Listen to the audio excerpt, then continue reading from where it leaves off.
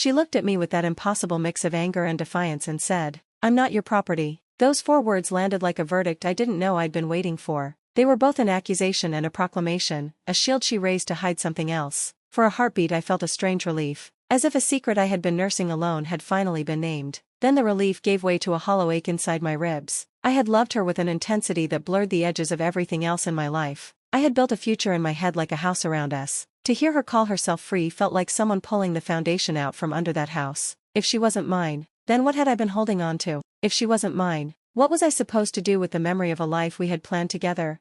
When I go back in my head, I see the small moments first, the silly arguments over nothing, the way she would hum off-key while making coffee, the late-night conversations where we made maps of two-person futures and never bothered to draw exits. I remember the ring in my drawer like a promise I had pressed into metal. I remember the way she cried when I put it on her finger, and how her tears had felt to me like proof that I had done something right. Love, I learned, is allergic to humility sometimes. It makes you believe the act of loving is the same as being deserving of love in return. I mistook her warmth for permanence. I mistook her laughter for loyalty.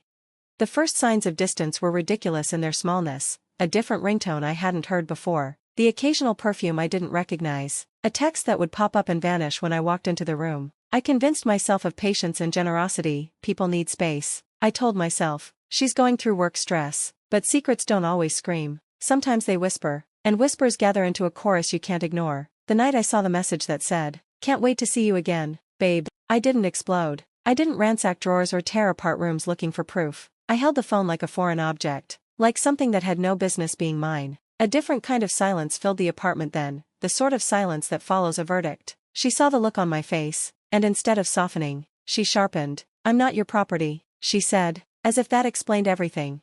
When she packed that night, her movements were quick and practiced. There was no dramatic shouting, no plea for forgiveness, no theatrical exit. She had a suitcase that matched her shoes, and a carefulness to the way she folded her shirts that told me this was not a moment. It was a decision. I remember the absurd detail of the left-behind mug with coffee chilling at the bottom. I remember thinking, why don't you take the mug? Small things suddenly held weight. I told her to go. I told her to go because, in that moment, I realized the only way to show her what freedom really meant was to let her taste all of it, the good and the bitter, and to allow myself to stop pretending her choices were not mine to reckon with.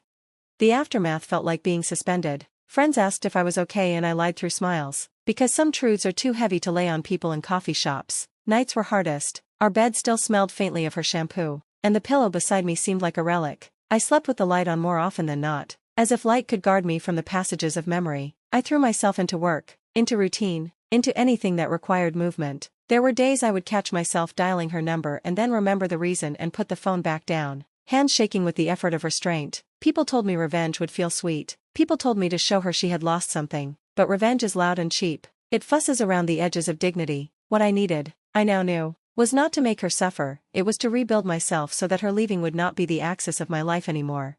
Slowly, very deliberately, I began to stitch a life back together. I cooked meals I liked, not meals we had shared. I started running in the mornings because the motion cleared my head and the world felt less like a room I had to survive and more like a street I could travel on. I called an old friend I hadn't spoken to in years and found out his laughter still fit me. I traveled to places she had never wanted to go, and in those new landscapes I discovered corners of myself I had let collect dust. The process was neither linear nor kind. There were setbacks, a song on the radio that broke me for an hour, a photo of us that I found tucked away and had to throw into the trash because letting it live on a shelf felt like a crime. But in the mess, there was also rebirth, nights when I sat in silence and realized I was capable of being whole without her, and mornings when I felt a steady calm where there had once been a raw, unsteady pain.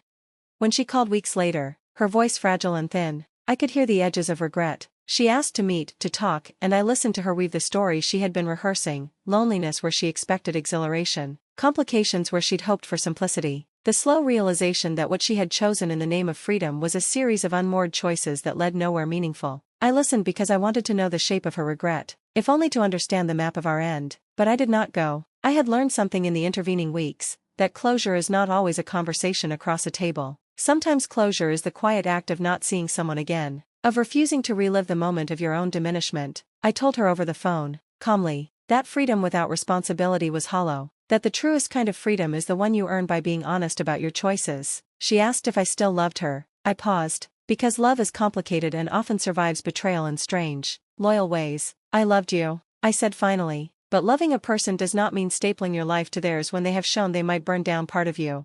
Time does something strange to grief, it gives it texture. It doesn't simply erase, it remakes. Months later, I bumped into her at a cafe we used to frequent. For a moment we stood like actors frozen between scenes, both of us searching for the right line. She smiled a tentative smile and I felt a tug, old reflexes dying slowly. I did not smile back, not because I wanted to punish her, but because smiling then would have been the same as pretending nothing had been broken. Our eyes held and then we both looked away. Because some conversations are now impossible without the scaffolding of the life we had dismantled. Watching her walk away, smaller than she had once seemed, I felt neither triumph nor pity, only a quiet assurance that I had survived the worst of what love could teach me, that losing someone does not mean losing yourself if you refuse to let them rewrite your value.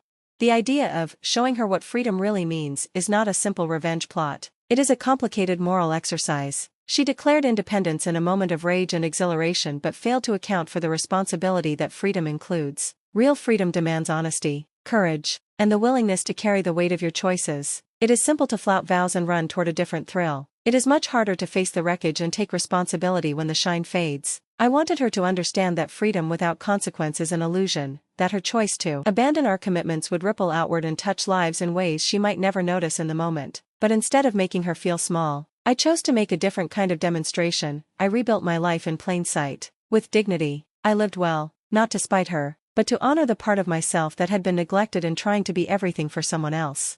There were nights I imagined writing her a letter that catalogued every line of pain she had caused, a ledger of the little deaths that add up to heartbreak. I imagined showing her photos of my new life, of the places I went where she had never been, of friends who had become family. I imagined sending messages that would prick the comfort of her new choices, but I realized such actions would be performative, a public theater of private pain. True power, I learned, is quieter. It's in showing up for yourself in ways that don't require her to watch. It's in taking a walk and not having the past clutch at your ankles. It's in dating with honesty when you are ready, so the next person is never made to clean up someone else's shrapnel. The demonstration I chose was internal and steady, not explosive, to move forward with integrity, to let my life be the answer to the question she posed without uttering another word about it.